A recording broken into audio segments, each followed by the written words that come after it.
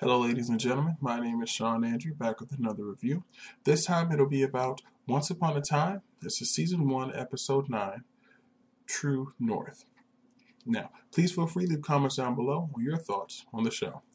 Now, normally I would go into the fairy tale side and then work into the real world, but I'll kind of keep it a lot shorter than normal with the fairy tale side because this time it is dealing with Hansel and Gretel.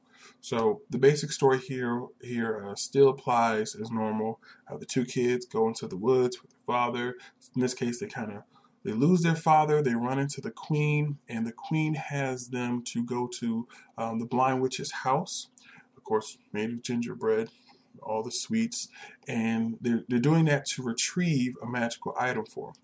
The kids creep in, they grab the item, but of course, in this case, the brother bites his teeth into a cupcake, and this actually awakes the blind witch. She throws him into a cage. They find a way to get out.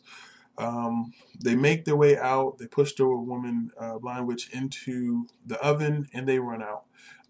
The thing that changes in this case is the mirror that's in the blind witch's house. It's almost having some type of portal link to the queen's house, the queen's castle, because she can see right through it and she sees what's going on. And as the blind witch is inside the oven, the queen throws a fireball right through the mirror, goes into the mirror that's inside the blind witch's house, and then into the oven, apparently cooking the witch. As the kids get back, the queen starts to make them an offer about, your father's a deadbeat. Hey, you should come stay with me. You can have whatever you want. The kids say, no, thanks. We're not going to do it. I said, fine. You want to wait till your father? Then good luck when you see him again. And then they do this type of vortex type of thing. And then the kids actually wake up in the forest. But as the camera pans back, it apparently is miles from anything close to civilization. So back at the castle, she then brings the father out. She had him captive the whole time, and she asks him, I kind of made you seem like a deadbeat. How is it that your kids are still actually, trying to be supportive of you and, willing to wait around? And he replies, it's family. We stick together. She definitely seems a bit deterred by it all, but then, she says, okay, and we'll see how well you guys get together. But again, going back to the scene with the kids in the woods, them meeting, it's going to be a pretty long time before that happens. Now, over to the real world. You have the two kids, of course, i.e. Hansel and Gretel.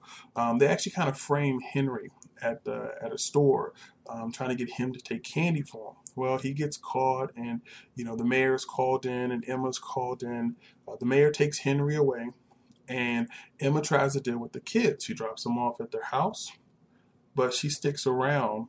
She drives around the corner, but she overall sticks around because as the kids don't go in through the front, they go in through another door leading to the below the house. And Emma shows up, hey, what's actually going on? And they admit, we don't have any family. So she takes them in. She then goes to the city records office because the mayor wants to put the kids in foster care, and the kids don't want to be split up. But when she gets there, she learns, something else is going on, and the mayor had already taken the records and had already set up to have someone to take the kids. So she is then telling the mayor is then telling Emma, hey, you need to take the kids to Boston.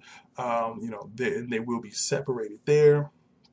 Well, she, of course, doesn't want that to happen. She actually received the compass from the girl Hansel, I guess we'll say, or Gretel, and she goes to Mr. Gold, and Mr. Gold says, yeah, I know who sold this, or I sold it to. And he gives her a name, but as the camera shows, there's actually nothing written on the card that he supposedly read the name from. Tricky little bastard.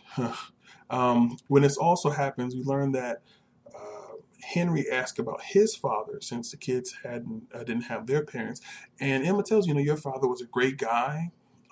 He was a firefighter and he died saving people. We later learn on that that's not the truth, that he was actually a pretty bad guy. Well, as the night went on and she's going to drive the kids off to Boston, the car stalls. She has to call in the mechanic, who apparently the mechanic who runs the shop just happens to be the father of the two kids.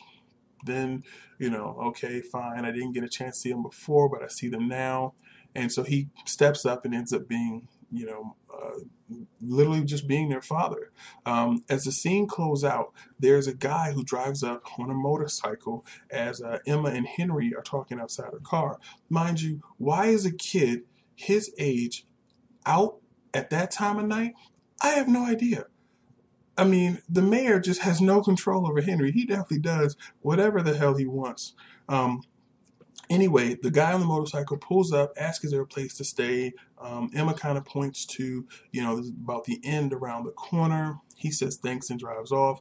Next thing you know, Emma asks, Henry, I thought you said no one new ever comes to Storybrooke.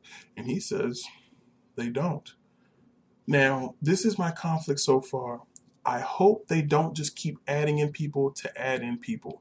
The mechanic guy being the father of the Hansel and Gretel kids. I actually didn't get a chance to see the previous episode during the meeting or during the debate, if he was actually there or not. Because if they're always going to come up with an excuse, so-and-so is actually the dragon slayer, he's actually the telephone guy in real life. And in the fantasy world, the swamp monster dude is actually the guy that works at the library, but of course you never see these people. That's going to get real annoying to me very quickly.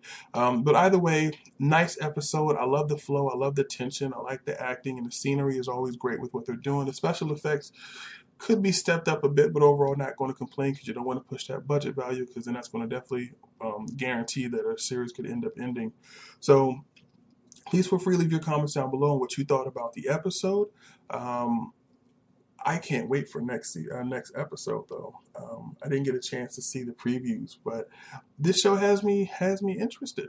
So my name is Sean Andrew with the TV Show Review, and this has been my review of Once Upon a Time, Season 1, Episode 9, True North.